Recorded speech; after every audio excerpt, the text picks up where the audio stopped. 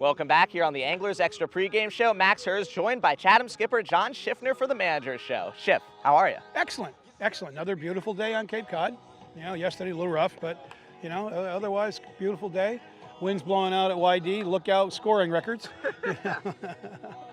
That's all I can say. I hate this place. Oh my God. I love coming over here and seeing Pick, and it's fun to play Y-D, but this feels terrible. It's just unfair. It's just like a pop-up goes out and it's closer in center field than it is in left and right. Nothing they can do, but it kind of makes a game weird. You make a great pitch and it can go out. You think you get a jam shot in on a guy and it floats out, whatever the distance is out there. But that's part of the charm of the Cape Cod League, and that's why it's here.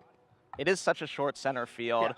Do you guys change their approach to try and hit balls out there? I think some do. You try to get your hands in a little bit better than you normally do because, like I just said, you can make a great pitch and a jam shot or the guy hits it off the end of the bat and it goes out, So that's, again, part of the charm, but some things you kind of go, yeah, we wish that was a little different. It just makes things weird.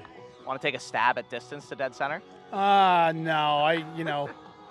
no, I don't want to. I'm afraid to find out, actually. So. Last time out, your team beat Orleans 4-2 on Tuesday. How proud is the team of that win and snapping their lengthy win streak? It didn't seem to be any different from any other win, which is good. They're all the same. Their wins are wins. It's nice to beat the team that had a 10-game winning streak, but you can't dwell on that. You got to come back and beat Y-D tonight. They walked off the field, confident, because they played well. We played as good a game, not as good a game. We played a very good ball game. We got all those things, all the intangibles you need. We had good defense, good pitching, clutch hitting. We got what we wanted, and relief pitching was outstanding again. So that's big for us. If we can continue to do that, we're going to have a shot. 4 runs and 5 hits in the 4th inning, but nothing else other than that. What type of concerns does that raise? Well, that's, people forget how good these other teams are. That's the thing. I mean, you're facing a college all-star team every night. So, and these guys, they know, all of us know who are the weaker pitchers on our staff, and you spot them where you can. And, they do the same thing, but you're going to see 3-4 really good arms every night.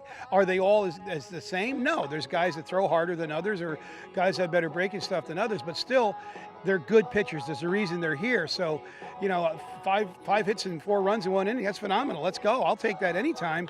And as long as we can get, only give up 2, let's go.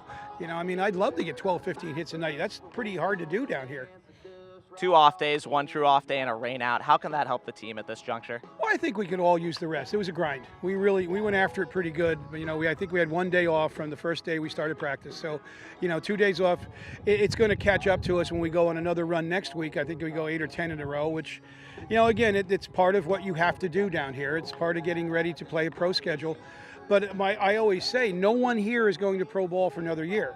They're going back to the nice, fall schedule in college and the nice spring schedule where they play, 3 or 4 games in a weekend and 1 game during the middle of the week, and they get 3-4 days off. So, this isn't the same. This is definitely eye-opening for some of them, and you hope that they're going to remember that as they proceed on.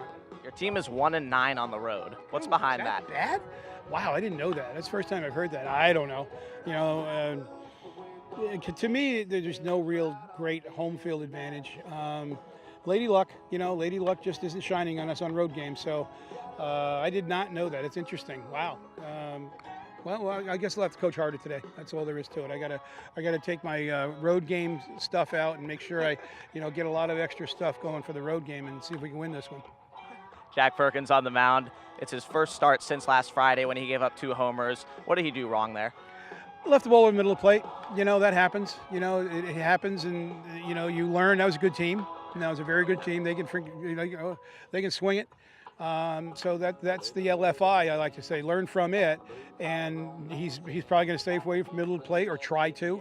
I'm sure Jack wasn't putting the ball down the middle, but sometimes the ball moves that way. Sometimes you just don't have that location you want, and you have such a small margin of error down here because these guys hitters are good too.